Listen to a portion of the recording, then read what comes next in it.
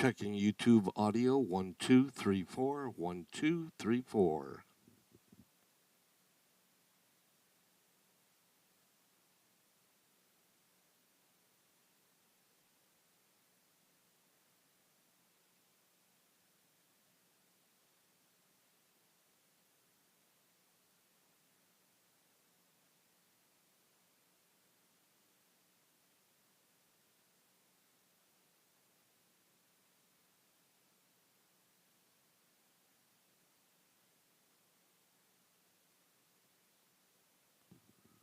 Checking audio 1 2 3 4. On a test 1 2 3 4.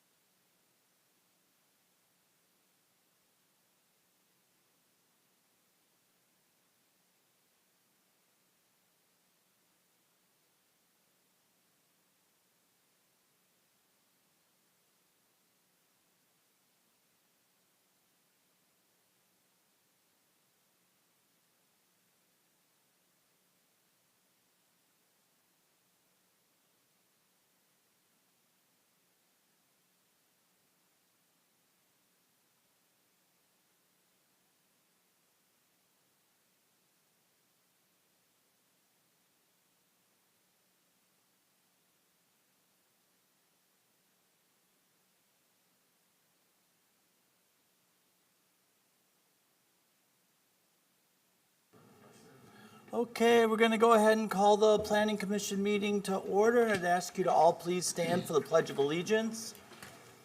I pledge allegiance to the flag of the United States of America and to the republic for which it stands, one nation, under God, indivisible, with liberty and justice for all. See, I forgot to, wasn't sure who was coming. Crystal, if you could help us with the roll call, please. Okay, Commissioner Aker, Here. Commissioner Cahalan, Here. Commissioner Krenke, Here. Commissioner Marek, Here. Commissioner Jahinski, Here. Commissioner Hausman, Here. Mayor Adwell, Present. Scott Hussinger, Here. and Amy Barrows. Here. And absent Laura Schultz. Great, thank you very much. Okay, we'll move on to number 4, the minutes. Do I have a motion for the minutes or corrections? Motion to approve the minutes from the November 29th, 2023 meeting. Second. Thank you. All in favor say aye. Aye. Opposed? Abstentions? Passes. Okay, move on to number 5, citizens' comments for anything that's on the consent agenda. Any citizens' comments for anything on the consent agenda? We don't have a consent agenda, right? Okay, then we're going to skip that. There you go. And we're going to skip the consent agenda, and we're going to skip the public hearing, and then we're going to move on to regular citizens' comments for anything that's on the agenda. Any citizens' comments for anything on the agenda? Seeing none, citizens' comments are now closed. Unfinished business, we have none. We'll move into 10A, new business, DLC 0733994001, DLC 07339994, and DLC 073995, 31385 Hill Road, owner Divine Redeemer Lutheran Church, applicant Matthew Merrick. Applicant is requesting an amendment to the site plan and appearance approval for a daycare facility. Is the applicant here? You can come on up and give us your name and address.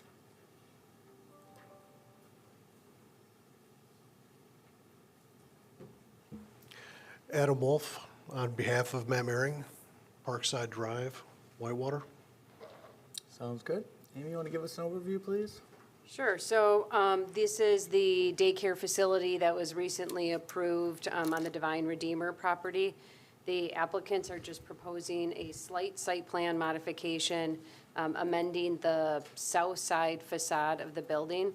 So if you look on the screen, there's the approved south elevation. There's stonework on the very south border at the base.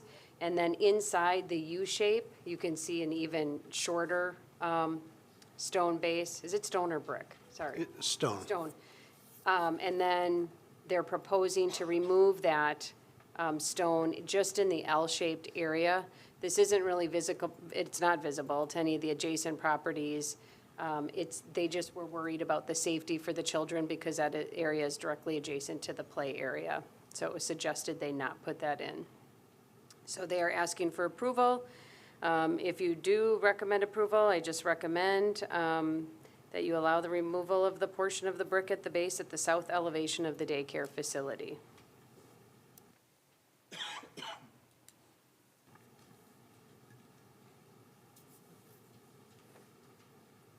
All right, I got a question. Are you looking at just going on that inside area, correct? The U shape, the inside U?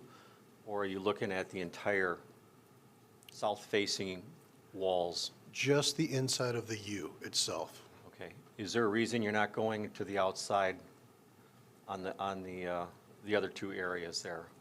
We'd like to keep it as approved because it is a nice aesthetic look. Okay. I think that's just the play area, right? It's the area where the kids will directly be playing in? Yes. That's that inside area is the only area for playing? Yes. Okay, all right. I was just trying to look at the pictures and trying to figure out how that layout would be then. It just kind of struck me as unusual why that one area was, you were looking to remove the brick, but not the other areas. It's a small area that was brought up by some of the existing teachers that they may want to do some flowers by the edge. They don't want it to be a heat sink. Aesthetically, it's going to be virtually impossible to discern from 16. it came to my attention, there's actually a rubberized kind of stone product that you could use. Had you ever thought about using that? Just pure curiosity, no other reason why I'm asking. I had never heard of the product, quite frankly, myself. I am familiar with some of those products. The challenge is they are not as durable, color fast, or they don't weather the same as a natural stone material would perform. Okay. Thank you. All right, if there aren't any other questions, looking for a motion. I'll make a motion to approve the proposed amendment to site plan and appearance approval to allow for the removal of the portion of the brick at the base of the south elevation of the daycare facility. Yeah, I'll second. Is there any discussion?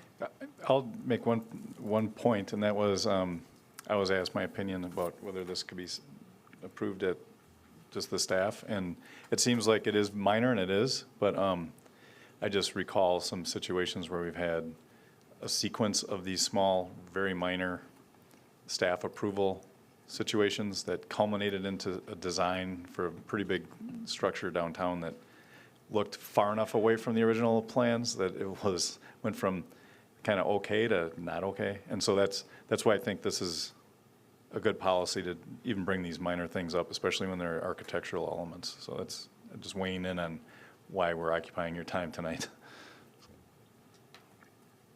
All right, seeing no other discussion, all in favor say aye. Aye. Opposed? Abstentions? Passes. Thank you very much. Thank you. Okay, move on to 10B, DLC 0793021002, 705 Genesee Street, Suites 300 to 400, owner 705 Genesee Street, LLC, applicant Dan Weiss, Synthetic. Applicant is requesting approval of a business plan of operation and permanent signage for Synthetic.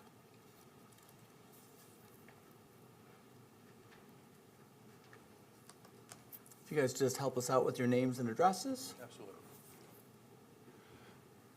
I'm Dan Weiss. I'm representing Synthetic. Our address is at 505 Wells Street. Tom Stacy, EUA, 333 East Chicago Street, Milwaukee. We're the architects for the space. Can you tell us what they'd like to do, Amy? Okay. So Synthetic is an artificial intelligence company that is planning to occupy the top 2 floors of the eastern building at the Green, 705 Genesee Street. And they are coming in with their business plan of operation. So each of those floors is about 8,300 square feet of space. And they will employ 45 full-time employees and be open 7 a.m. to 6 p.m., primarily Monday through Friday, with some, weekend hours if the workload requires it. They'll have deliveries from 8 to 5, and then the garbage pickup will be determined by Hendricks as part of the overall site.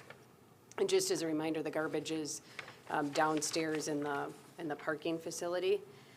And then they're also proposing signage. I believe this came up briefly when Hendricks came in with the multi-tenant signage program.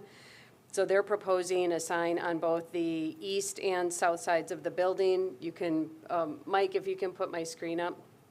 You can kind of see it on the screen. It's a little bit hard, but it's going to be right between the 3rd and 4th floors. And the provision, so if you remember on the 1st floor, they had like 3 different options of different sizes that they would propose. For the Synthetic sign, they just put a marker that neither of those signs would exceed 25 square feet. And so what the applicant's proposing is 21 square feet. They'll be 12 feet wide by 1 foot 9 inches tall. And then the AI is raised above those, but then those letterings also do not exceed that measurement. The signs will consist of pre-finished aluminum channel letters, and they'll be attached to a backing structure that will match the siding of the building. And then they are proposing to, let's see here, externally illuminate the signage with this LED downlighting. There'll be a pole that runs across it. And they did also submit an example of what that might look like to the right. That's what that Banana Republic sign is. And they will also be occupying one of the panels on that freestanding sign that's being placed in the, at the entrance. And they, if you look at the plan, they couldn't find the font for this plan, but they will be using the bold font that will be consistent with the rest of the names approved for Hendricks.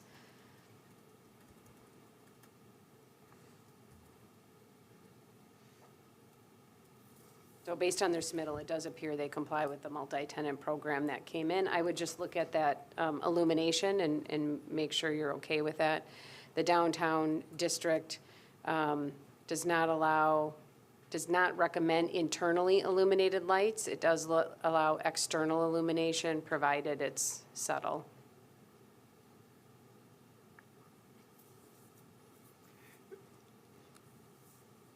Is there a time period where the sign would not be lit at night?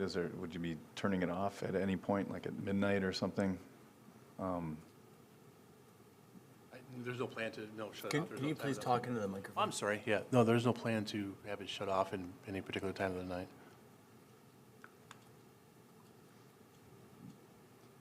Did we ask to have the other lights on the building turn on? I don't recall. I don't know.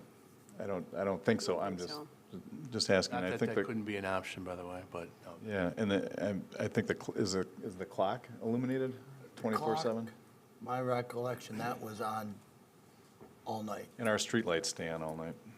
Okay. I'm just trying to get perspective on what else is going on.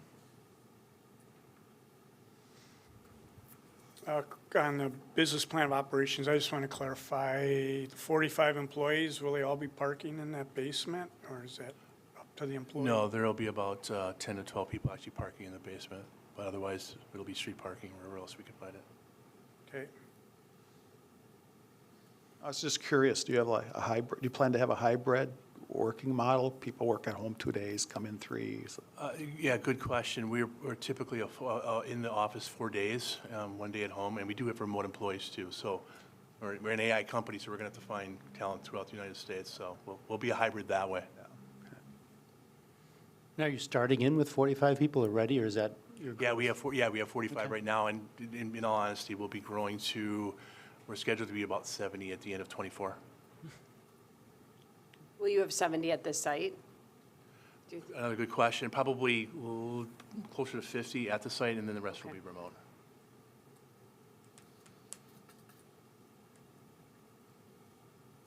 For the illumination, the sign is just under 39 feet tall, if you, just to get a little perspective of how tall the lighting will be. I'm not familiar with the building. How much parking is down below? Do we know? It's a good question. I would have to I look at can't the plans. remember. I want to say 100 or something. I thought it was 86. Yeah, it's less than 100. I was going to guess 80-something. And is that then allocated by how much square feet a That's particular totally up to tenant? Hendricks how they wanted to allocate it. Okay. But the general statement, as I recall, and somebody correct me if they remember differently, was that that parking was for tenants of the building. There wouldn't be customers of restaurants or dry cleaners or anything using that underground parking. Yeah. It's purely pay, like, as part of the lease that we negotiated spots. So the 10 to 12 that we got is part of the lease that we negotiated. I see. But otherwise, it's paid. It's not like it's free to go in down. Yeah. Go on that, so. I mean, 30 cars potentially every day parking. Are you worried at all about parking, how far away they'll have to park, or? Yeah, sure. A concern, there's limited parking in that area, but we intend to buy as many spots as we can, understanding there's other tenants, so Yeah. we'll buy as many as we potentially can, but we're sensitive that other people will be there too, so. I guess the parking lot to the west is fairly open, right? Yeah, Usually. yeah. Yeah, And they're going to be coming in, during the day Yeah. and hopefully won't overlap too much with evening activities. yeah, no, and we should not have any like evening hours. That shouldn't be a main thing for us. And I'm assuming your employees won't be able to park in that surface lot next to the building, right? We've not been told It's that for the that was public. something, yeah, right, yeah, for the public, yep. Okay. That municipal lot on most weekdays has just a smattering of parkers in Yeah. there. It's going to get some use finally. Right, yeah, it'll be different. Yeah. Yeah, this was discussed when we were looking at the use for the building and we definitely want it to be leased out, right, and used. Yeah. But yeah, we talked about the public parking lot right there. when this was all being put together, so. Well, and I believe Hendricks is required, and I haven't driven by there, so I don't know if it's been accomplished, but they had to put that connector, so there'll be a sidewalk connection from the municipal lot to the building site. That is correct. All right, if there aren't any other questions, we're looking for a motion. I will make a motion to approve the business plan of operation and signage as presented, provided the signage complies with the multi-tenant program approved for the property, and the wall-mounted sign shall not be internally lit. And no sign shall result in an external illumination of more than 40-foot candles when measured with a standard light meter held perpendicular to the sign face at a distance of 10 inches from the sign. I'll second. You'll need a tall ladder. Yep. That's what our fire department's for. All righty. All in favor, say aye. Aye.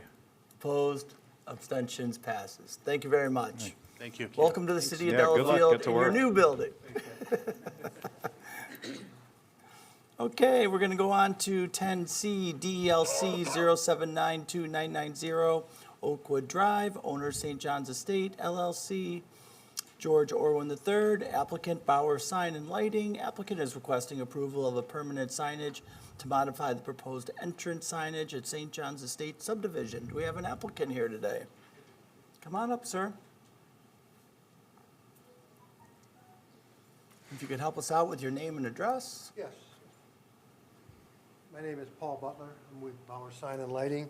We're in the New Berlin Industrial Park. Do you want the street address? It's 2500, 170th Street in New Berlin. Great, thank you very much. Okay. Amy, how about if you tell us about their sign proposal? Sure. So as part of the subdivision, Plan Commission did review and approve signage as part of the GDP and the SIP. The applicant's proposing to slightly modify that signage. They'll continue to place it in the same locations as previously approved, one at the entrance to, from Oakwood, and then one at the entrances from Anderson Street and Exeter Street. So the main sign, as you can see on the screen, it'll consist of a monument-style sign that will be 14 feet wide by 7.3 feet tall. The logo, or the actual sign face, will be 24 inches tall, 2 feet. And the letters and logo will be painted in black. And the dimensions of the monument sign do match what was approved in the specific implementation plan. So it's just designed a little bit differently. And I did put the approved sign in the packet. It's a little bit light on the screen, but they just, gave it a different look. In the application materials, it doesn't talk about any illumination on the main sign, but I did talk to Paul, and they are proposing some slight halo signage. Do you want to go ahead and discuss that? I And brought think copies. You asked Paul me. brought in copies of what that might look Or you like can just at give them to night. me, we'll pass them down. Sure. And then while he's sitting down, the two monument signs, so at the side entrances, those will look the same as originally proposed. They're just using a crest symbol compared to originally it was a circle. And then that sign will also have that halo lighting. You can see it at the nighttime image to the left. So real discreet. And then I believe George informed them that as part of the subdivision review, there was some discussion about lighting in general and putting timers on. It wasn't necessarily specific to signage, but the deed restrictions did include that light posts and lanterns may be illuminated from dusk to dawn by means of a photocell and have a lumen output between 200 and 300. And that landscape lighting shall have a time which will be programmed to turn off lights after 10 p.m. So they are proposing to put the signage on a timer, and they will also, that output would be 200. So their intention is to comply with those standards, even though that wasn't specific to the signage.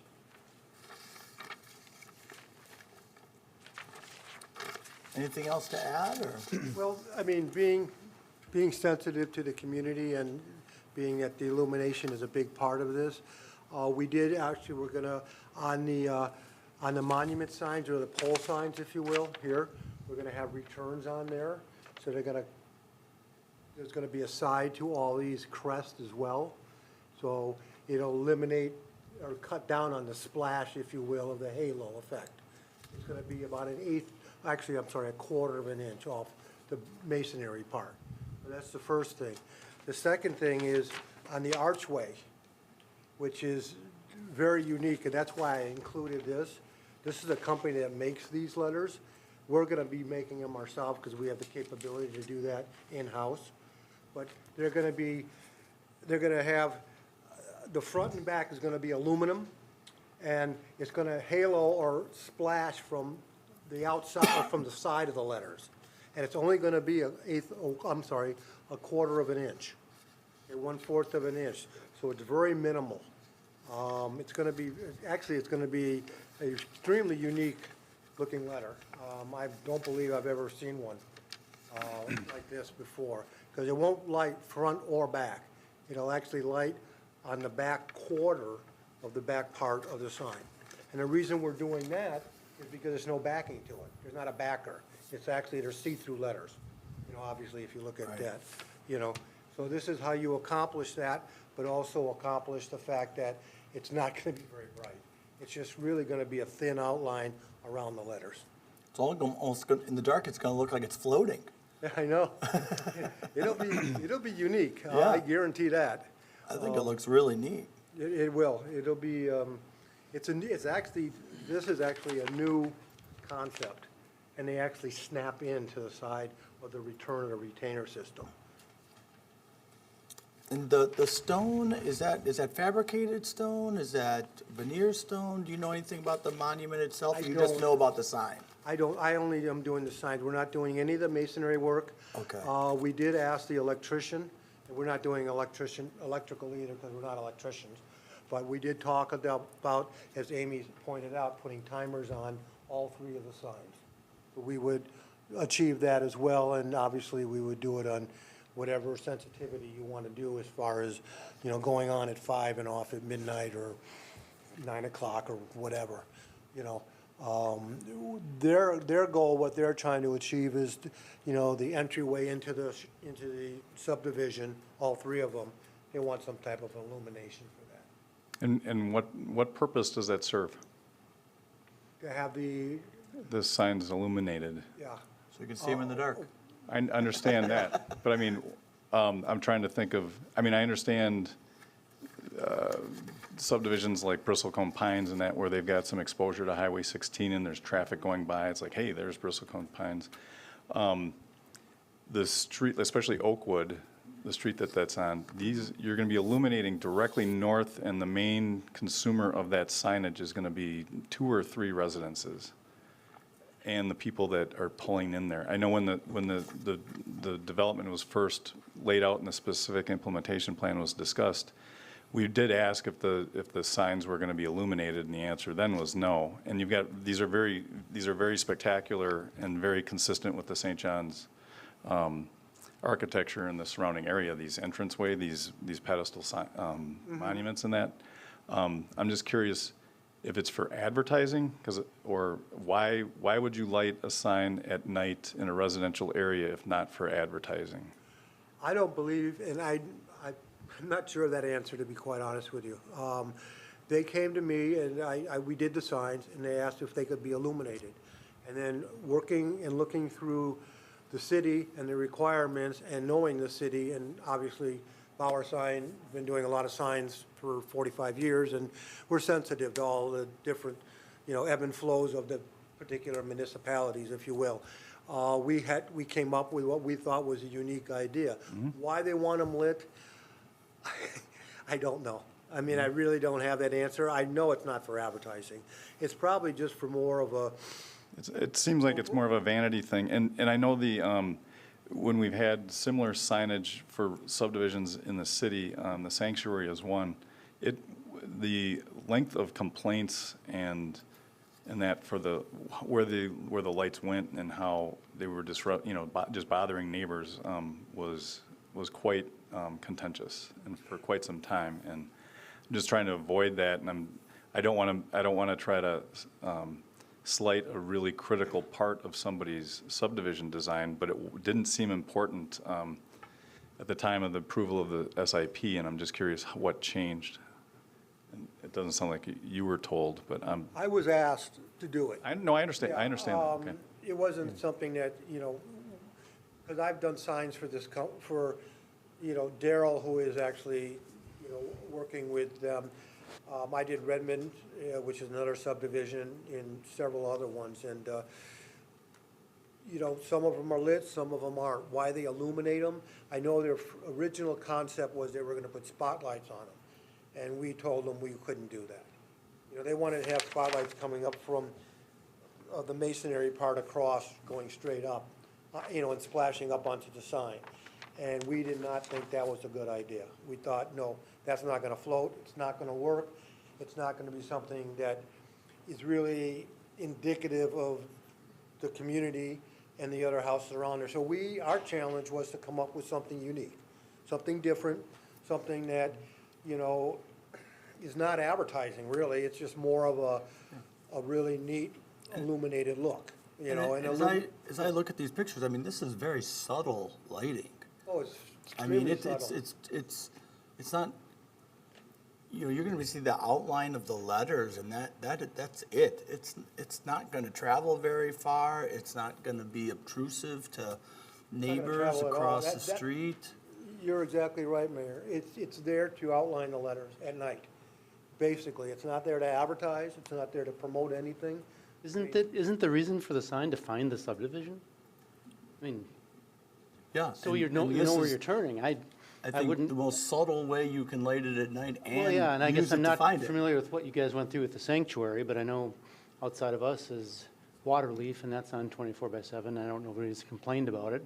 Seems to me that the subdivision signs are there so you can find the subdivision. Now, I get it if people are close by and it's obnoxious or intrusive, that's one thing, but I think, and this is non-scientific in a small sample size, most subdivision signs are lit 24/7. The other The thing, sanctuary, we had two very large, like, street lights that got put in on two pillars, and then they had uplighting on top of it, and it was a problematic lighting. I mean, it was very Who approved bright. that? Wait a minute. I don't remember the Vegas Planning details, but we had to get it fixed, let's put it that way. I can also see aesthetic reasons for doing it. I mean, if you look at the sign on the left, it's attractive, and you could argue that's advertising, or it just shows this is the community that you're entering. And at night, without the lighting, it becomes a ghost. You have these two pillars that, depends on what the moon is doing, or it's like a ghost. So you turn an attractive sign into a ghost at night, and if that's as subtle as it appears, I think it's more aesthetically pleasing if it doesn't irritate neighbors. I'm not that familiar with the neighborhood. It's, a lit subdivision sign would be specifically unique to the entire area. So there's Valley Road Farms, there's Valley Road Place. Even the entrance, I'm trying to think if it's lit for the entire Nashotah House. They may have an uplit sign for that entire property. But I'm trying to think of another place where we've got lighting directional light, lit directional signage to navigate the entire northwest corner of the city. And our church has a lit rock near the road, but those, so, Carriage Hills might, but Correct. that is right on Highway C. I'm just curious why a lit sign is necessary. I understand it's deemed the main entrance. It just seems odd that you would illuminate a sign on a rural road for a subdivision at night. That's an excellent point, though, as Scott brought up, is that you wouldn't have a sign at night, to some degree, without the outline of the letters. Correct, Okay. So. except maybe- for street signs, right? I mean, they There's not much- reflect. I don't know. I was out there I'm just saying, when they were just, the road wasn't even in, and right. it was a bit of a challenge. Just do what? find it. I mean, when I went out there, God, it must have been 3 months ago. I don't know what it looks like now, to be honest with you. okay. I don't remember if did we talk about putting a street light at this intersection? It's not coming to my mind that we talked about that. I know at the entrance to my pseudo subdivision where I live, I mean, we have a big street light that lights up everything at the intersection. And that's certainly can be a troops, problematic for people that live close to it, but I don't know. So it just, in my recommendation, it does say that if you approve it, the lighting shall be programmed to turn off at 10 PM, and that the output shall not exceed 200, just so you know. Is that the same times we had on Or the? 300. On the subdivision itself? I Yeah, remember- for the light posts and lanterns, and then landscape lighting has to be turned off at 10. And that might cut down, Jim, to any type of complaints, because we're not doing this to stir the pot, if you will. We're just doing this, really to, I'll be quite honest, it's gonna be a very unique type of, I've never seen a sign like this before. We made one for another sign company, because we do fabrication for other sign companies. Most sign companies don't make their own signs, and it looked, but these were also 60-inch letters, but it looked pretty different lit up, it was unique. It's just a subtle outline of the letters. All right, any other questions for the applicant? Otherwise, we'd be looking for a motion. Motion to approve the proposed signage as presented with the condition that the lighting shall be programmed to turn off after 10:30 PM, and lumen output shall not exceed 300. 10:30 or 10 o'clock? Says 10 o'clock.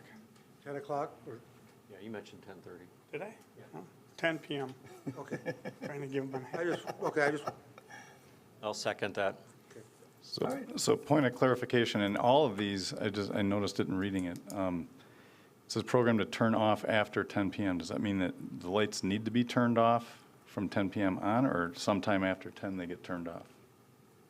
You know what I mean? It's kind of subtle language, but, after 10 PM. so Yeah, it turned off 10:01. by 10 PM. Prior to, 10:01, By 10 PM? timers are they're digital now, so, To be, okay, I just want to make sure it's poor clear. use of word. okay. Okay. Yeah, we would probably 10 PM and have them go on at, with daylight and again, I'm not the electrician, but what I do deal with signs quite a bit, and usually, depending on daylight savings time and stuff, you can reprogram these to some degree, but, go on at 4 o'clock, go on at 8 o'clock, depending on the time of year, that kind of thing. You do it at the darkness, it's just more of an energy saver for most people, to be honest. Yeah. All right, any further discussion? Kent, can we just clarify? Sure. Is it after 10 PM or at 10 PM? Just to amend that. 'cause it's in the motion. At 10 PM. Thank you. Okay. Hearing no other discussion, all in favor say aye. Aye. Opposed? Nay. Abstentions? Passes. Okay, we're going to move on. Thank you very much. Thank you. I'm looking forward to seeing the sign myself. Okay, 10D, review and approve 2024 Planning Commission meeting dates. We're being proactive this year and trying to set the whole schedule at the beginning of the year, so we don't have to make some of those subtle changes we normally make in September or October for the Thanksgiving and Christmas traditional conflicts. So I have on here, November 27th is the week of Thanksgiving, so I'm proposing we move that up to November 20th. And then December 25th is the meeting date, which is Christmas, so I have that moved up to December 18th. And then at your discretion, March 27th is the spring break for Kettle Moraine anyway, which is where my kids go. And if that doesn't work for you to modify to March 20th, I can work around it, but I would typically not be in town that week. No, that sounds good. If you can manage the deadline dates around, that's more work to manage changing deadline dates, right? Yeah. So, Yeah, and what I've been doing, honestly, we post the deadline 28 days before the meeting, but on those months, because a lot of people do have that last week in mind, and they think the deadline is 28 days from that last week, I do just make up that week if anything comes in. So if they were to come in a couple days late, I put it on the agenda anyway. I'll make a motion to approve the dates as presented with the modifications because this is an easy motion to make. I'll second.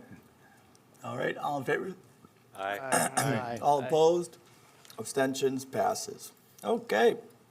We are on number 11, Comprehensive Plan Zoning and Ordinance Revisions. 11A, discussion and provide feedback and possible schedule a public hearing regarding request of Peter Damsgaard, architect for the Commodore, to amend the City of Delafield zoning ordinance to modify off-site signage provision. Is the applicant here? Come on up. Help us out with your name and address. Sure, good evening. Keith Trafton, W331 South 565, Aaron Way, Town of Delafield. Thank you. All right, Amy. Okay, so you discussed this item at last month's meeting, and the intent here is to, right now, off-site signage on properties that are zoned residential, agricultural, or conservancy are limited to 8 square feet. And the applicant would like to advertise or provide directional signage for the Commodore site, which is, hidden in a residential area because it is a legal non-conforming use. So it's an area that's atypical to your typical business use where you have the common traffic. And they want to advertise from Highway 83 where you have traffic going pretty fast. And at last month's meeting, they talked about how the size of the letters had to be of a certain size in order for them to even be visible to that traffic. So the idea here was to come up with language that would minimize the area where these larger off-site signages would be allowed, with consideration given to the traffic that's taking place where the signage would be proposed, and to just accommodate those legal non-conforming uses, which there's very few in the city that would need these kinds of accommodations. So the proposed language shows the existing directional sign provisions remain in place. So it's still limited to 8 square feet, which would be like if, downtown, if you had a directional sign to another business downtown, it's really just a kind of a nameplate type signage that you would be allowed. With an exception that states signage size may be increased to 32 square feet, which is your typical like 8x4 rectangular platform.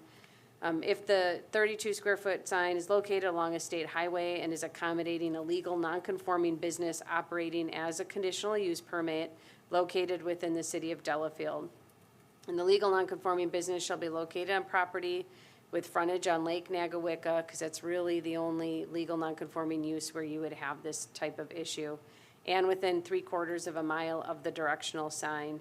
Said signage is not required to contain a city letterhead logo, and the Plan Commission may grant a waiver from the sign setback requirement where such waiver would not interfere with traffic safety or would be inconsistent with the objectives and purposes of this chapter. Any waiver granted by the Plan Commission under this provision shall be recorded with Waukesha County Register. So again, I think I mentioned that the amendment would provide some additional flexibility in directional signage for those businesses that are located in areas that just aren't typically traveled by your typical consumer. So, as you know, the But Commodore. Amy, this is kind of, which is fine, this is written exclusively for the Commodore. There's no other scenario that would meet all these criteria. Yeah, and I don't know if you have, honestly, I'm not sure you have any other non-conforming uses I that, think the thing, when it says lakefront property, that pretty much dials it in pretty tight, pretty quick. and it has to be within 3/4 of a mile of the site and on a state highway. So you're only gonna be allowed the signage on 83, and then the use has to be pretty close to that. What about the, like the Adonis Roofing and the nail salon and is that building conforming, the Those commercial are, property? yeah, that's a business zone district. That's zone, okay. Yeah, well, I'll make a motion to schedule a public hearing to amend section 5223, section 9 of the City of Delafield zoning ordinance regarding off-site directional signage for the January 31st meeting as suggested here. I'll second. And to your point, Dan, signage like this existed for the 7 Cs in a few different locations in the city historically. I think we're just kind of saying that wasn't really a bad idea then, it's not a bad idea now. So I mean, it's more like if the signs were standing right now, just saying, leave it alone. So that's my opinion on the matter as far as why a carve out like this would be appropriate. So I'll second his motion. I do have one thing on the mock-up. It looked like the sign had to be pretty far out. It looked like it was pretty far still off the road. Like, I could see people driving too fast and past it before they realized, right? Is it gonna? Has in to the be out of the mock-ups- right of way. It has to be outside of the right-of-way of Highway 83. We don't have any control of that. So by the way, this is going to have to, they're going to schedule a public hearing for next Plan Commission meeting, and then Common Council's going to review the text amendment, and then they actually have to come in for the signage. So we'll have to look at the details of their proposal then. But I do believe their intent is to just get it outside of the right-of-way of 83. And there's the Vision Corner easement. They can't put any type of structures in the Vision Corner easement either. Keith, is there any plans on putting a sign north where Oakwood and Nagowica, where there was a sign before? Yeah, we first asked the church. They prefer not to. They own the land, so plausibly, but at this point, it does not appear so. I mean, there was a sign on the corner there that actually was lit, which would be a whole bunch Yeah, of there's questions for this group. there was a sign, but I think that preceded the church. Oh, yeah, it preceded a So lot they- of things around Are here. you talking the one farther west, down by the curve? In Down by the stoplights, Yeah, down the by hill. Oakwood and Right. Nagowica stops, tees, goes to the left and then around By the by way- your house. Yep. By the way, the sign's still there, it just doesn't look as nice because they took down the 7 Cs, so it's just a piece of woods. I- A post. Public It Works is. Department's working is. on that. But the south facing does say which way 83 is, and I thought that was helpful, but anyway. That's Okay. down by Nagowica and Oakwood. Oakwood, that's Chuckles property. So that would be a directional that potentially we'd seek, just so, Okay. because people unfamiliar, Right, which way they otherwise wanna they're get going out of down there. by the club. Anyway, okay, sorry, we got a motion. We're in discussion, we're good. All right, is there any other discussion? Hearing none, all in favor say aye. Aye. Opposed, abstentions, passes. Right, thank you, everybody, Merry Christmas. One Thanks, you one too. more step forward. Okay, 11B, discussion and provide feedback and possible schedule a public hearing regarding a request of Glenn and Sharon Jones, owner of property located at 1021 Lake Drive, to amend the City of Delafield zoning ordinance to allow the temporary placement of 2 residents on a property.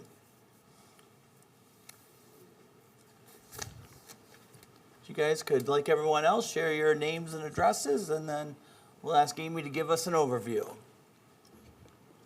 Hello, everybody. My name is Glenn Jones, and this is my wife of 54 years, Sharon Jones, and we are happy owners of 1021 Lake Drive here in Lake Nagowica, Delafield, and we appreciate your time. Thank you. Okay, so the applicant did present a request at the November Plan Commission meeting, requesting to allow them to keep a portion of an existing residence on the property while they construct another residence.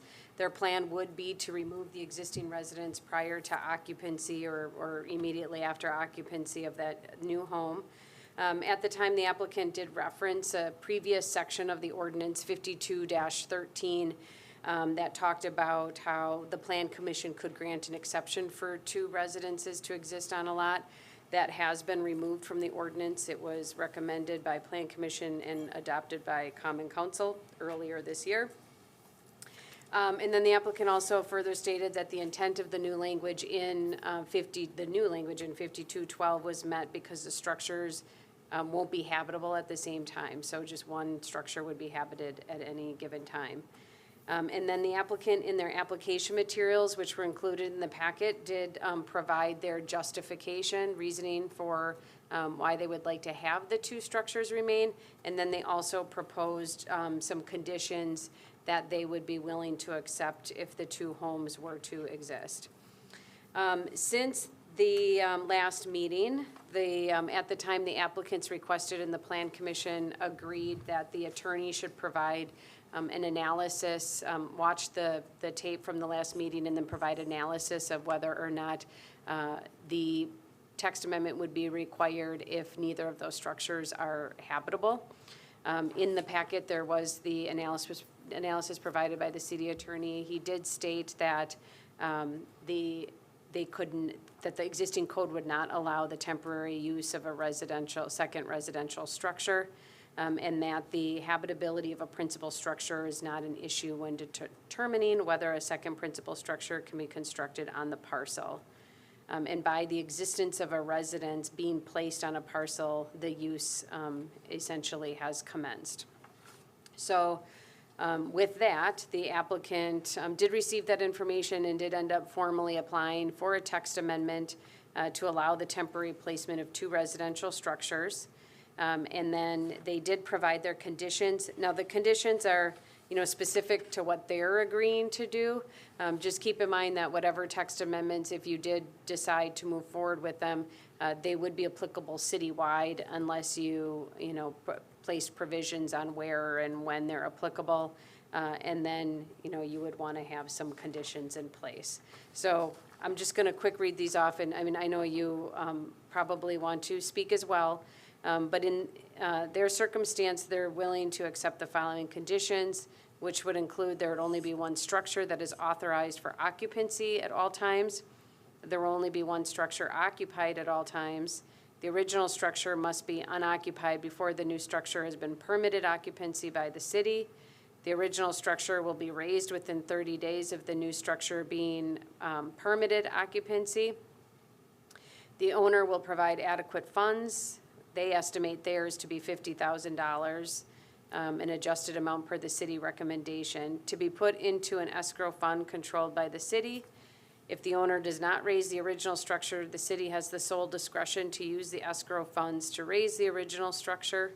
Any funds not used to raise the original structure will be returned to the owner. The city can put a deed restriction on the lot until the original structure has been completely raised. And once the original structure has been raised, the city will eliminate the deed restriction and release any unused funds from the escrow account. So I just want to make a general statement here. What we asked the city attorney to do was to tell us if we could do something different than follow the code in this case, given this unique situation. The city attorney's come back and said, no, you cannot allow what's being requested. You'd have to make a formal code amendment and go through the entire process of that. What we have here is just an offer for an exception, which we can't approve, right? We can't That's correct, but they did apply for a text amendment, so at a minimum, I think they'd be looking for feedback, and they would need to propose specific text language, but just so you know, they are applying for a text amendment, though. Agreed. But it's the planning commission that has to initiate the text amendment, and if the planning commission doesn't want to initiate a text amendment, then the issue is dead. True. So the question That's for you true. really is, do you want to issue a text amendment and start that process, or do you not? Understanding what's involved with the text amendment, 3, potentially 4 months, reviewing how it gets written, the time associated with that, for this one specific example on this one specific request. I've been thinking about this since your representatives were in here, and my initial reaction was, well, if we can find a way, why wouldn't we do that? The more I think of it, the more I have concerns. And my concerns relate to the future, the law of unintended consequences. If we go through all the work, and the work alone, in my mind, shouldn't necessarily be the primary reason, but a consideration. It's hard to see the future, so we develop a code that allows this to occur. I don't know if this is common or not. I'm going to guess it's not that common in most municipalities. I brought up the safety issue. I think you can make that judgment for your family, but you're on a construction site looking at the lot. You're living in a smaller home, and it's a big hole, et cetera.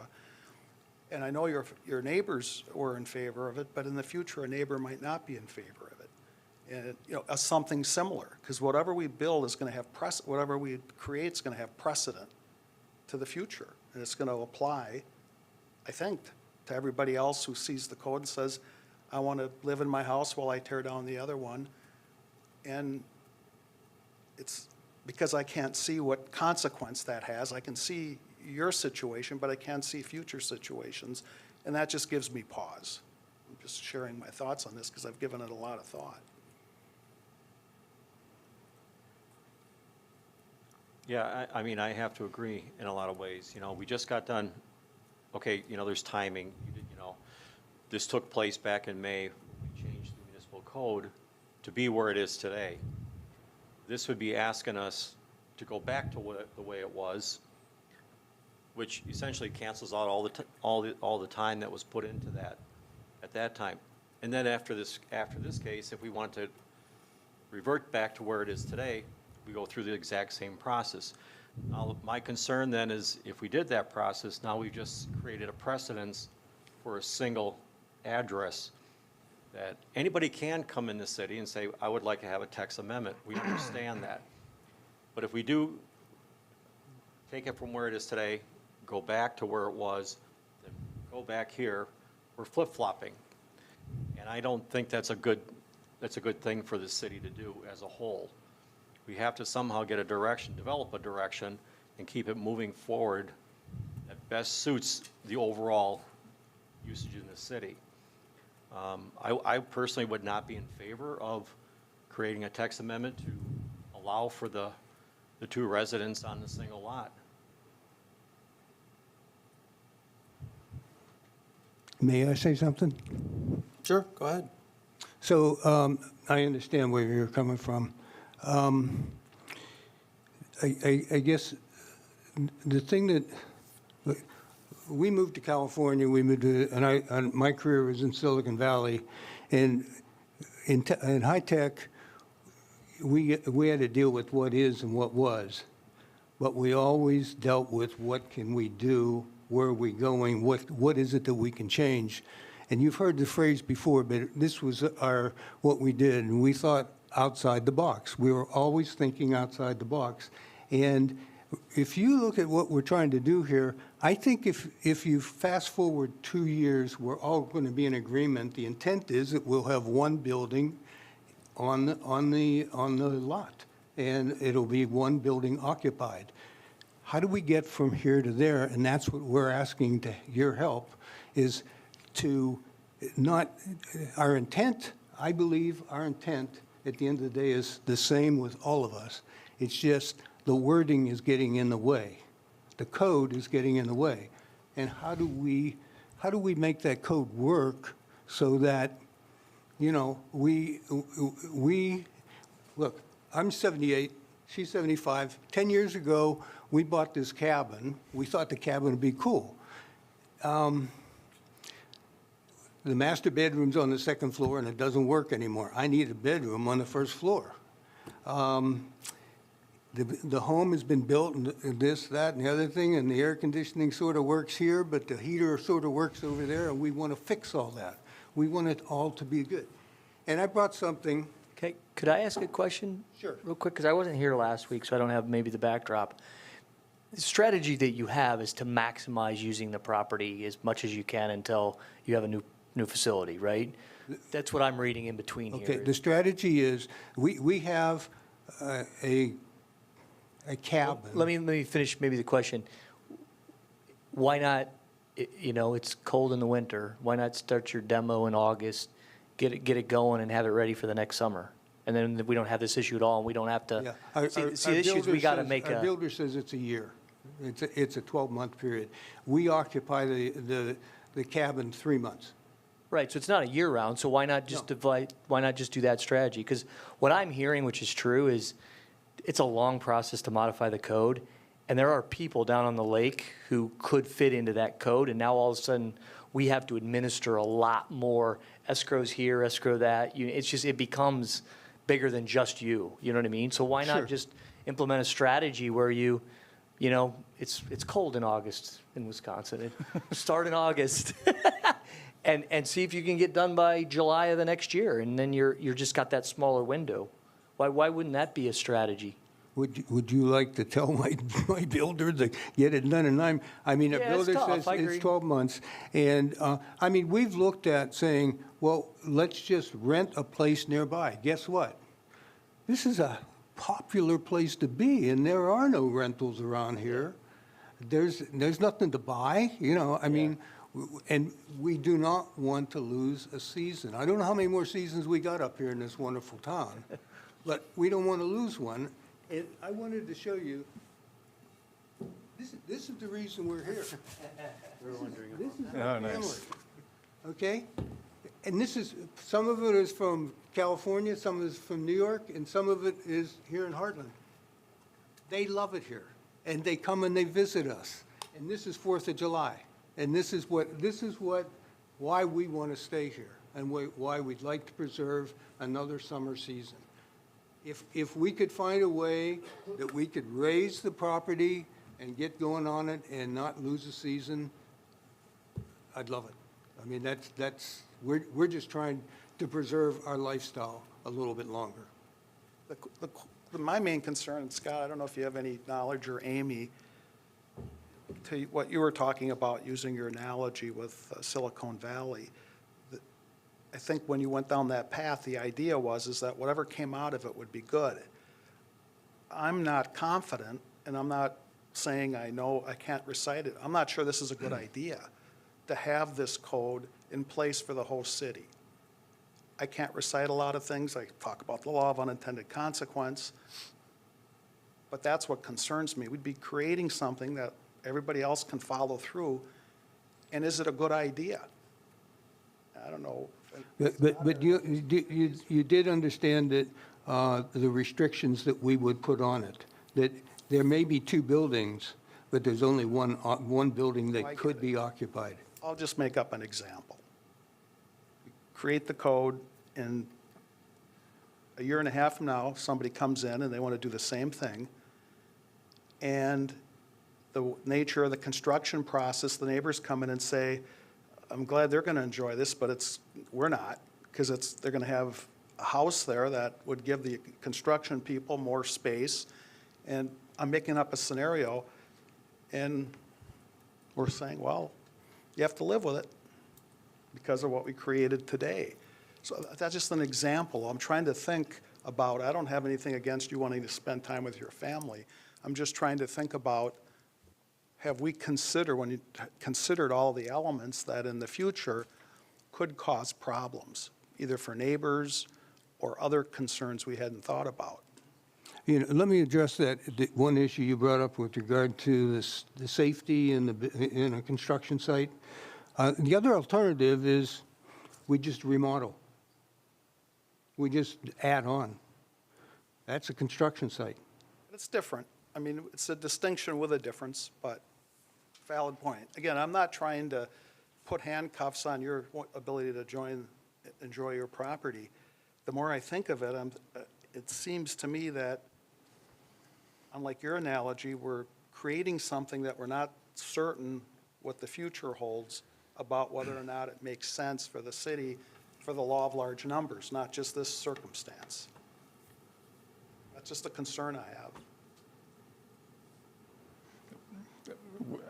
I fell back on a habit that works out pretty well usually, and that is when I'm trying to find a solution like you suggested, I go try to find somebody else's code that fits. You know, so it was only a couple hours, but I looked around, and the example I found is more than a 3-month process for us to go through this, and I don't think it's a good end result. I looked at found the Village of Pleasant Prairie that actually has a formalized temporary use application for more than one principal dwelling on a property. I mean, it specifically addresses exactly what you're trying to do. When I look back at the supporting code on it, I didn't run it by anyone here. Some of this work was today, but it's just full of loopholes for situations where construction could be halted, and then it's just in a lurch for indefinite period of time, where there's a 90-day period between when you're granted the temporary occupancy permit for the new residents to when you have to get rid of the old residents and have it raised. which we just went through some issues in talking about how there could be issues with temporary occupancy permits. Our building inspector brought it up. I'm just saying that for an example that I found, and the only one I could find in Wisconsin, I bet there's more, we wouldn't enact this. It wouldn't make any sense. It would create lots of problems for scenarios that may never play out, but it would invite those scenarios to play out into a bad end result. And if it was, if I could just say, I trust you, let's do this, it'd be an easy handshake and say, let's go, how can we help? But to do this the way we have to and are bound to by the state statutes and our own ordinances, we might not have this done by June. And I'm just, to Dan's point, I think we're helping this, talking about this is helping you get in your own way of moving forward and trying to execute this in as short a time as possible. If that's a year and you can save a July and half of an August or something, I don't know. But changing the code is not, we did it for this building across the street here that's going up. That took 9 months. And it was a simple code change about heights and setbacks. And underground parking. I'm just saying, we can say best case scenario, but we've been talking about accessory structures for 3 months, and I don't know if we'll even have the answer tonight. I hope we do, but I'm hesitant to move ahead with a code update that's might not get us, it might get you to where you want to be, but it might take 6 months, and then we'll have a problem later on. It's an unfortunate reality of how our Scott mentioned about handcuffing you. We're handcuffed by the law. It's real brutal. Sometimes it's a good idea to go faster than the speed limit, but you can't legalize it for a minute and turn it back off. I just have a question. What instigated the change? What happened that was so bad about the law before, the code before, that you turned it all around? It was not specifically targeting you, I guarantee you that. What it was is our code. So I think it's part of the. It's a blanketing effort that we've gone through to make things clearer and more actionable from day one, so people know exactly what they can and can't do, and eliminate a litany of exceptions and discretion that the building inspector might think he has but doesn't, and then when he has to refer them to us and when we can say yes or no to break the code or make exceptions. And some of this goes back to some of the state law changes on conditional uses that happened about 6 years ago with where that discretion can be used and it can't. So we've been going through a pretty long recodification of our zoning codes for the past several years. It's been an ongoing process, and it's odd timing, but Sometimes codes are written with, unintended consequences, or the intent may have been leading to something else. So in a lot of these residential districts, they are limited to single-family residential, one residence on a lot. That section was in a completely different section of code that said that there may be 2 principal structures on a lot, provided if Plan Commission approves it. It could have been that when it was created 20-some years ago, that was meant for like commercial properties where you may have multiple buildings on a lot. We have that in a couple of different areas within the city, and that it wasn't ever even intended for residential structures because it was in direct conflict with the zoning district provisions of single-family residential. So it's, sometimes it's just found that code, it was just a random sentence within the code that, wasn't used or really recognized in the first place. So it was a decision to clean up the code. Yeah, and to answer your question, so I run a business and we get together, we have a meeting, we're like, this makes sense, go do it, and we do it. I've learned here in 2 years of being on the planning commission, when I like somebody, guy, you got a plan, let's do it. There's all these other situations where the next guy will say, well, he did it, I want to do it. Well, yeah, but your situation's different. In private, I can say that. In a business, I can say, yeah, your situation's different, we're not doing that. in a public setting, you can't. And so that's why I asked you the question as I'm learning city business and private business and looking at your situation. I mean, to me, the fastest painless path is just get going, whether it's remodel or tearing it down and build a new, get going on that. You'll get a faster and more enjoyable process than trying to change the code, because we have to look at this wide set of circumstances that might happen, right? And it's frustrating, I get it, but it's the reality of what we have to do, you know? And I will say, I was aware of 2 houses, I think, that were rented for the summer. So every once in a while, you will find, I think it was 2, maybe 1, somebody I knew who rented a house from like April through August. So it's possible, I'm not saying it's there, but if that might be to buy you a summer where you're still on the lake. Thank you. Because I'm with you guys, I think a text amendment it's just probably not a good idea. Or unfortunately, the reasons we kind of talked about. So if there's a consensus or somebody wants to make a motion, one option that you would have would be to make a motion not to support the request, to amend the ordinance as proposed, to initiate the creation of a text amendment. Or if you felt the other way, you could say you do support that, but that would be where we would need to head, either path A or path B with a motion if there aren't any other questions for the applicant.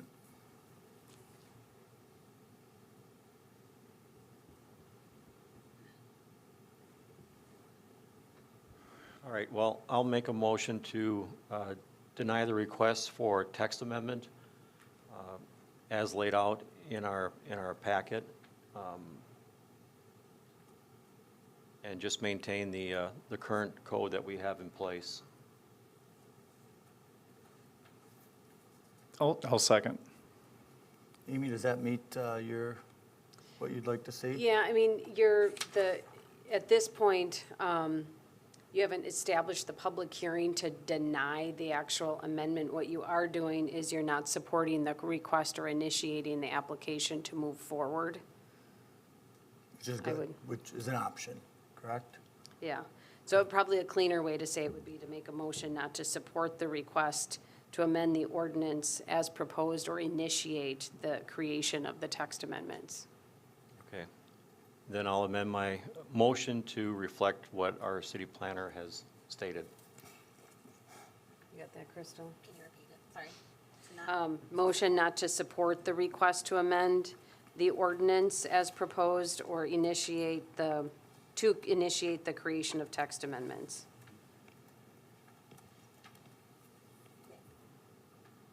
As a second. I'm good with the second. Yeah. Okay. Discussion? Hearing none, all in favor say aye. Aye. Opposed?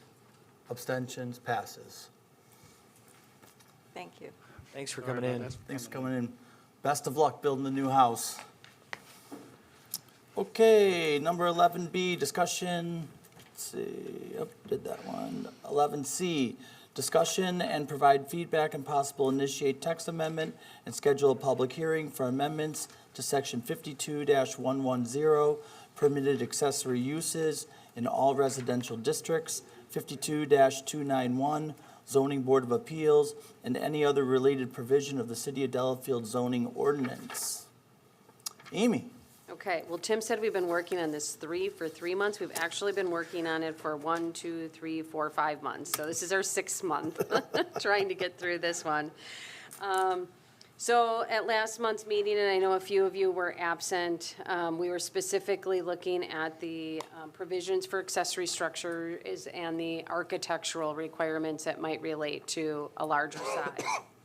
So it did come up that maybe there would be an interest in controlling the architectural design of any sized structure. But with that being said, that maybe the provisions that were presented last month regarding specific materials and colors were too restrictive. So I gave this another shot, and I think, we're otherwise done a little bit early tonight, so if we could just try to work through this as much as possible, that would be great. So one is, what districts would they be allowed in? We did discuss that last month. I didn't hear any feedback to change the provision, so it does apply to all residential districts, and then B1A, because that is a district that is kind of a transition, it could allow single-family residents or commercial, and then the CBD districts.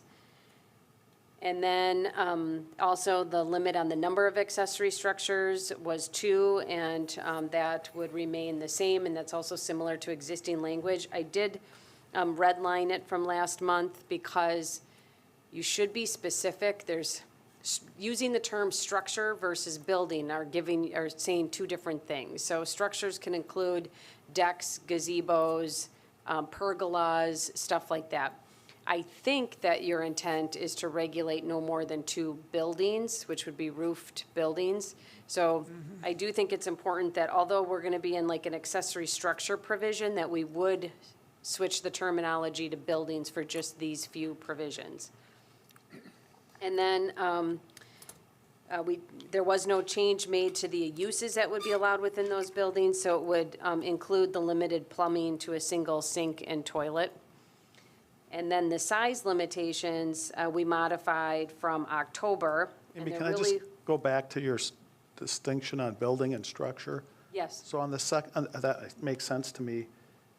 But on the flip side, it seems like we lined out building and went back to structure. yeah, I think we would, so if it's the size and architectural review, I would change all of that to building.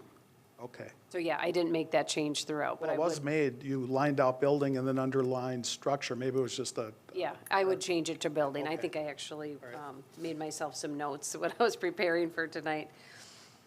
And then the size would be limited to 600 square feet on lots less than 10,000 square feet, 720 square feet on lots between 10,000 and 32,000 square feet, and 2% up to 1,200 square feet on lots 32,000 square feet or greater. So at some point, you're not going to get the 1,200, you get the 1,200 square feet at a certain size within that criteria. And that the size exception can only, so you can only go above that 2% or up to 1,200 square feet. The Plan Commission can grant an exception to that only if the lot's greater than 3 acres. It was originally written at 4 acres. Last month, it was changed to 3. And then any accessory, we would say building, that exceeds 720 square feet is required to obtain Plan Commission approval. And the way it was suggested last month and all accessory buildings, not structures, must meet the following minimum architectural and site standards to ensure the structure does not adversely affect nearby properties or the general desirability of the neighborhood. If a dispute arises between the applicant and building inspector, the matter shall be considered by Plan Commission. So although you would be reviewing all structures more than 720 square feet, a building inspector would be responsible for all structures. Scott and I have talked about this. I think it's important to continue this discussion because typically staff does not review discretionary and subjective reviews. So you're really putting the building inspector in a difficult position because, it really comes down to his one individual opinion on whether or not the materials are compatible with the existing residents. So you may want to go back to the size requirement, consider that, or have all structures go to Plan Commission. And if you had all accessory buildings come to Plan Commission, that would be a really unique provision for a community. That would be fairly restrictive to have every single accessory building come here.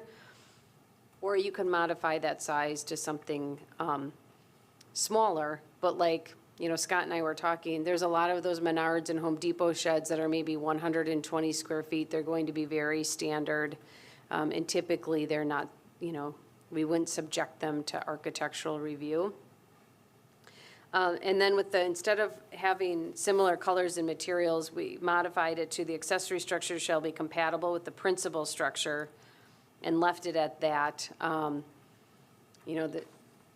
Even Scott and I were talking, if you had a larger lot, it may be appropriate to have LP siding on the house and maybe cedar siding on the accessory structure, or, maybe vinyl siding is okay on the accessory structure, provided it's, got like the same horizontal boards or vertical boards and is attractive and with similar colors, or maybe not even similar, but compatible colors.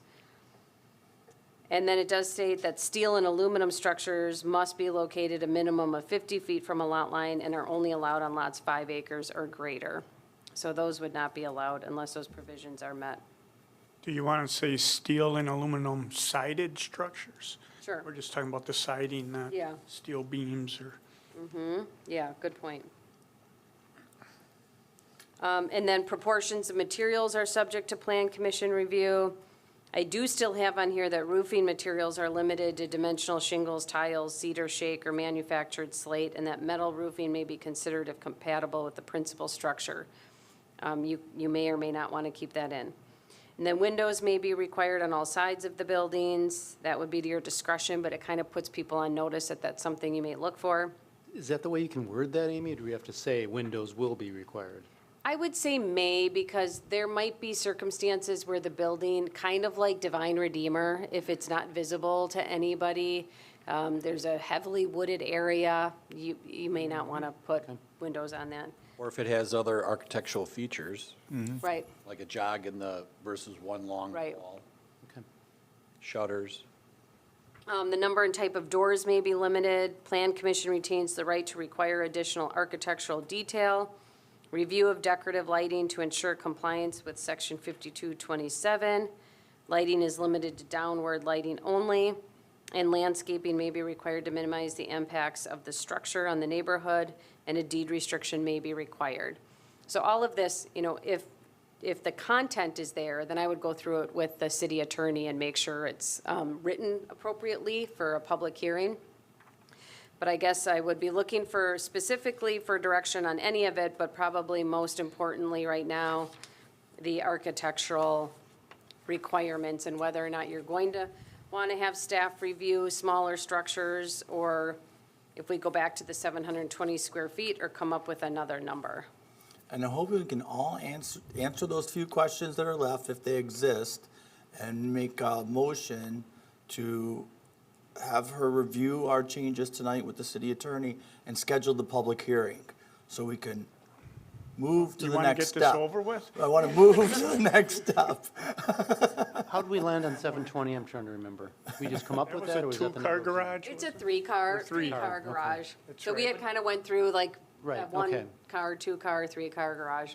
So unless I missed it, now it's like kind of a rock and a hard place. On one hand, it'd be inappropriate to have Scott, or have the commission review every structure, but then you said too, it's kind of unfair to Scott. Is that too large? Do we have to make it smaller? That's what I'm reading between the lines. I think we came up with that logic, thinking, all right, Scott, you have the latitude from there. Well, one thing I'll just say is, I think it's important to take a little bit of a step back, and it's not always necessary to fix a problem that may not exist. So I haven't heard complaints, really. I don't know if Scott has received complaints since I've started regarding the architectural features of really any structure. It's the size, where the concern really has been that the Plan Commission has been approving really large structures and there's no direction of to which you should, what should you be considering when you're approving those large structures. So with that, you're being far more restrictive even at 720 square feet than you were previously when you were bringing structures here at 1,200 square feet. So you're already probably doubling, or maybe that's even more, your review. So just keep that in mind. I mean, I think a lot of these smaller structures, they are going to be built to be relatively attractive and be compatible with homes in the first place. And then any of these new subdivisions with accessory structures, they're held to all the restrictions that you review. So they're going to be highly regulated as well. I can remember one, this is probably 12 years ago, on the north end of Carriage Hills, there's an older subdivision. The guy is a car enthusiast, he remodels Pontiacs, and he built just a flat-out pole barn. But he lived in a 50s ranch. He lived in a ranch home, and it was perfect for exactly why he bought the property, what he used it for, and the complaints came from the people that were in Carriage Hills that moved. They were later comers to the party. I get the need where it might come up every now and then where you're going to get that incompatibility, but I don't know. I always use the phrase, it's hard to legislate being a good neighbor. But what he was doing seemed fine by him, and we were just like, well, don't look at it. That's kind of how it came. We could, but so one question I have on the 720 square feet, that's only limited because this was like a 2-story building. It's only limited by the base square footage, not the height of the building, right? It's just. Right. Unless it was, well, if it's a 2-story building, I would say if the 2 stories is greater than 700. Well, it's that tall, is what I'm saying, it's a big structure, But it also includes floor area. Right. so 720 includes, so if someone put in something with a loft, it's, okay. We would include the loft.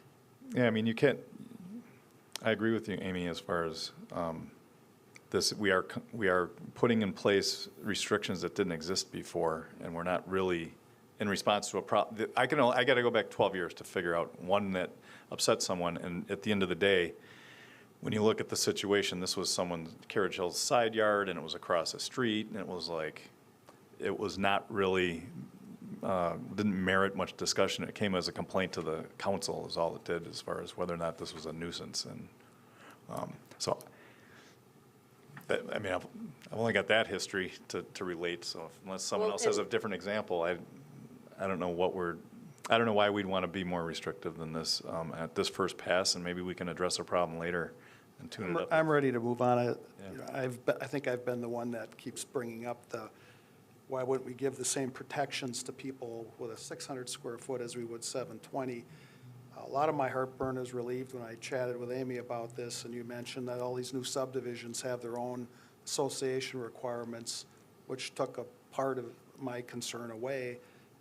The people who live in current homes, like you said, it's hard to legislate neighbors, but I can move on from take an acid indigestion tablet.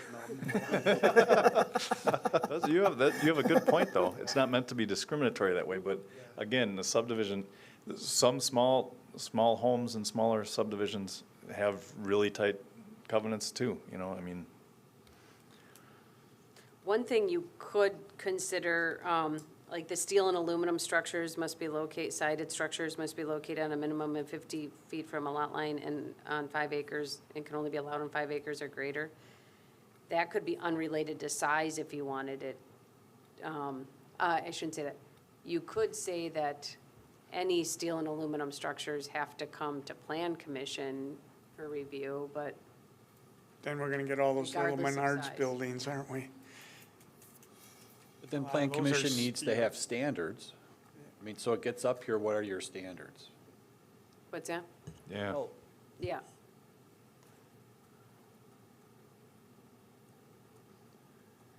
I mean, I think it's fine. I just don't think you're gonna get steel and aluminum structures on smaller structures anyway, but I Well, we could be just had wrong. that guy on a 1 acre, was it? Up by Village Square. Yeah, but it's 1,200, it's big. Yeah, his was, but it was on a small lot. He wouldn't even be allowed to do that under this. No, right. Yeah, so,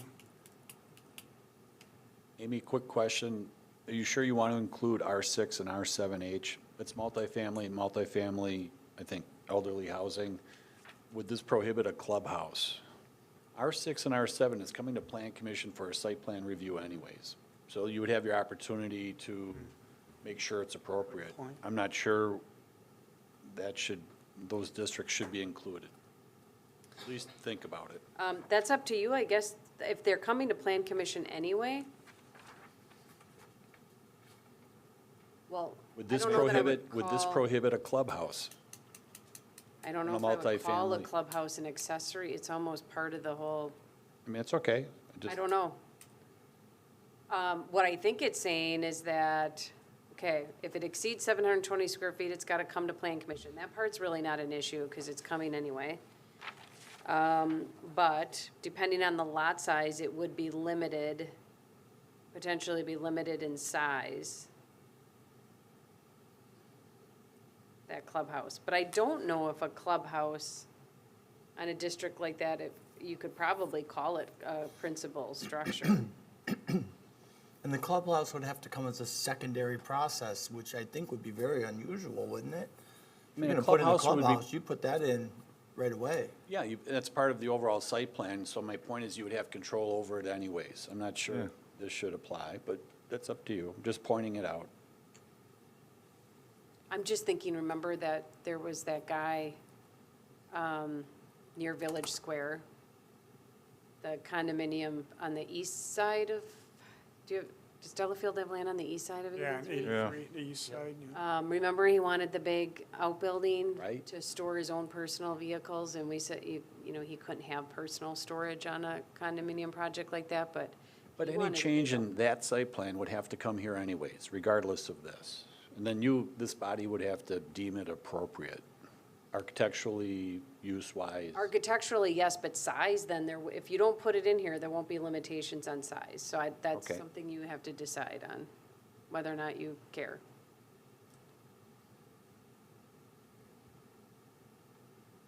I'm just trying to think of. And I could support a clubhouse being a principal structure, but an accessory use. So I think there's a way to make that work, even if it's included here. Is accessory defined in the code? Accessory building? Yeah, it is. I can't remember it, like auxiliary to the principal use of the property. So, But so, Scott, in a site plan like you're talking about for those zoning districts, you could have more than one principal structure then on Because it it's because of the only code? allowed as a PUD. Oh, right, right, okay, it would yeah. be a PUD. Yeah. I mean, so you have You could just control leave over it. Yeah. How about the accessory building at Hawthorne Farms? That's what I'm thinking of. Yeah. I mean, you don't want to prohibit that. So well, that's a PUD. It is. says, They're almost all gonna be with those types of developments now, because they're agree. going for the smaller lot sizes.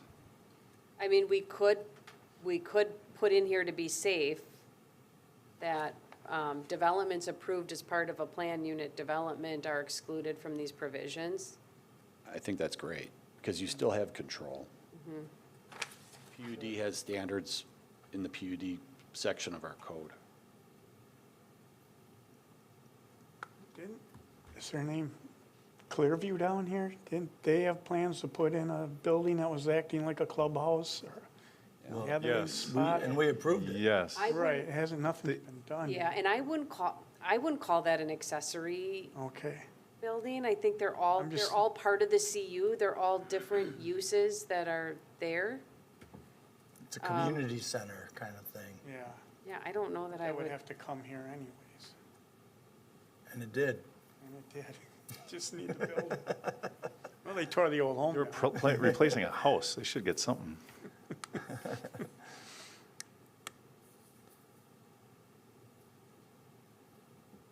I mean, I'm just thinking like you could say detached garages, it's sheds, but I don't. That's probably then barns. Then you gotta Yeah, start defining all the different. Yeah, that, I don't like that. Okay, I think buildings otherwise proposed as part of a planned unit development are exempt from this, from these provisions.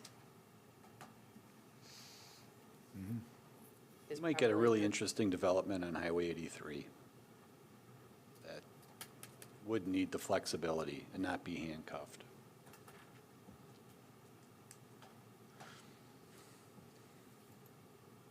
Good catch, Scott. Any other changes?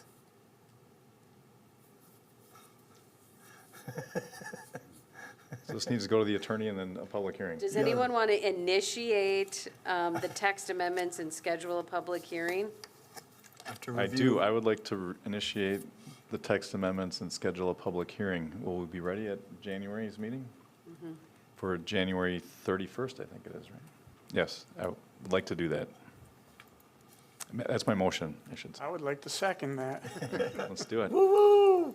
All in favor, say aye. Aye. Opposed? Abstentions, passes. Okay, number 12, I'll refer you to any correspondence that's in the packet. Planner, any report? Nope. Okay. Mr. Building Inspector, 12C. Just a quick 2023 summary. I issued 866 permits this year, a slight increase over last year, but up 20% from 2021. So we're building. Sounds great. Okay, 13, Planning Commission meeting dates and deadlines. Regular meeting will be January 31st, and the submittal deadline for that meeting will be January 3rd. Seeing no further business, we are now adjourned at 8:30 on the dot.